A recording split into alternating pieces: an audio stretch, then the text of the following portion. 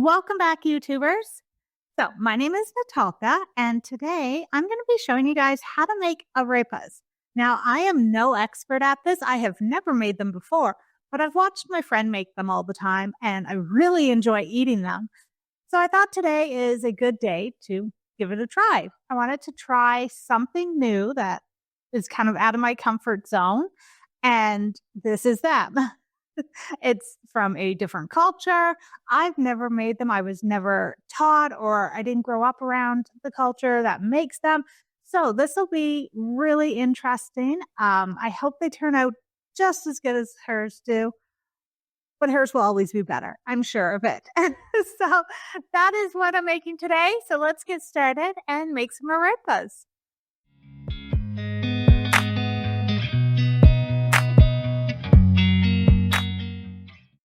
All right, you're going to start by mixing 2.5 cups of water with a half a teaspoon of salt. And then you're slowly going to add 2 cups of white cornmeal. I'm using P.A.N cornmeal. It's really the only brand that I know of to use because I've never really made these before, so I don't know what else to use or what other brands.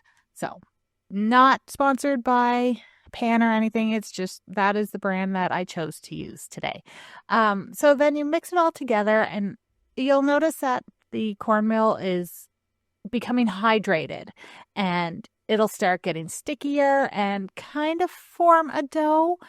I did sprinkle in a little bit of extra, only like a teaspoon or so, just because it felt really, really wet. And you just keep working it with your hands until it forms some sort of a ball of dough. Then you take some wet paper towel, put it over top of it, and let it rest for about 5 to 10 minutes. All right, so after resting for about 10 minutes, you're just going to take smallish handfuls of your cornmeal dough, roll it into a ball. Then you're going to put it between 2 pieces of parchment paper, use a plate, and gently squish them down. And you want to try and maintain its round shape, but you also don't want to squish them so much that they flatten out. I tried to keep the thickness around a 1/4 inch thick, give or take. I also realized after doing this, I should have done each one on its own piece of parchment paper, because as I transferred it from the parchment paper to my pan, it lost its shape. It got like the grooves from my fingers in it, and it wasn't as flat anymore. So recommendation, leave each one on its own piece of parchment paper. All right, so they are also approximately 4 to 5 inches in diameter, just to give you an idea of the size of them. Some were a little bigger, some were a little smaller. They're not perfect, but that's okay. They don't have to be. This batch should make between 4 to 6 arepas. Next, you're going to heat up a pan or a skillet. You could do them in the air fryer or the oven as well if you want, or you could deep fry them. But today I am going to use my electric skillet. I did put some oil on it, not too much, just enough so that they don't stick. And this is where I said keeping them on parchment paper, each one on its own piece of parchment paper, would have been easier to do, except for that one, because that was terrible. But as you see, when I put them in my pan, they all got bumpy and misshapen and fell apart on me. That is why I am suggesting put each one on its own little piece of parchment paper so you can just flip them into the pan without any mess or without them falling apart. All right, so you let them cook until they are golden brown on each side. My skillet isn't super hot, so it did take probably a good 5 to 10 minutes cooking on just one side to get it this golden color. Once they are golden on both sides, you just touch them, see if they're, kind of crispy, and then you put them onto a wire rack.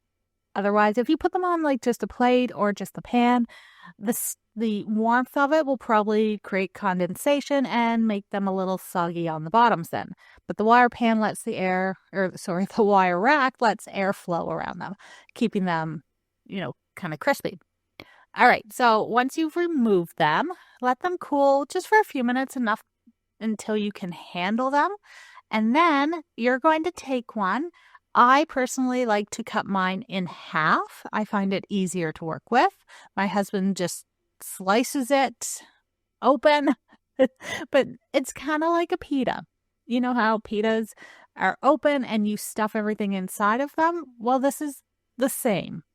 You slice it open, you kind of pry it apart a little bit. Mine turned out a little flatter than what I had wanted them to be because it's not opening as easily. And then you can fill it with whatever you want. So tonight I am filling mine with a chicken Caesar salad, which I did not show you guys how I made because it's a chicken Caesar salad and I figured you guys don't need to see that. So anyway, that's what I'm putting in mine tonight. You can also fill them. We fill them and love them for breakfast. Fill them with scrambled eggs and some bacon and some cheese and a little bit of maple syrup, and it's fantastic. We also really enjoy these for pulled pork. So my husband will make some pulled pork and we'll make some crunchy apple coleslaw to go in it and some extra barbecue sauce. And oh my God, these are simply amazing. So there are several ways that you can fill your arepas.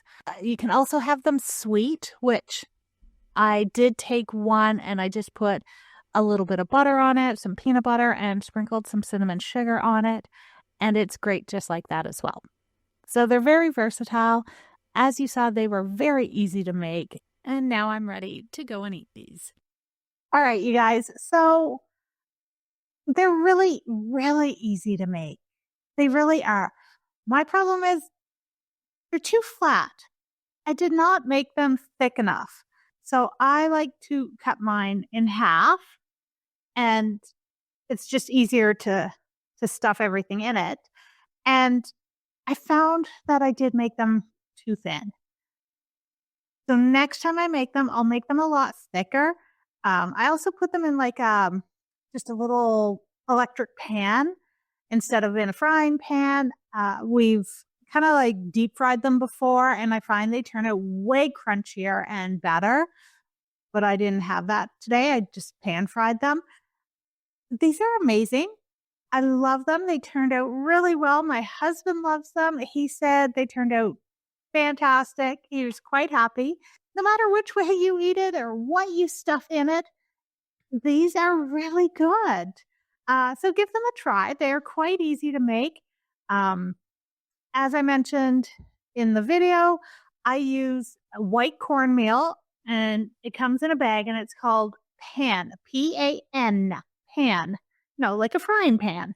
So just, you should be able to find it in your local grocery store. That's it. That's all I used. I just followed the directions on it. Super simple. I love them. I love how they turned out. And now that I have a better understanding of how to make them, I will be making them more often. And yes, you guys see, or hopefully see, my little Max standing here getting some head scratches. So that's it for me today. Please remember to hit the like, subscribe, and notification bell. I really appreciate you guys joining me for today's video. It was a little out of my comfort zone, but I think they turned out fantastic. I very much enjoyed making them. My husband enjoyed eating them. So it was a win-win all around. All right. I will see you guys all next week for my next video.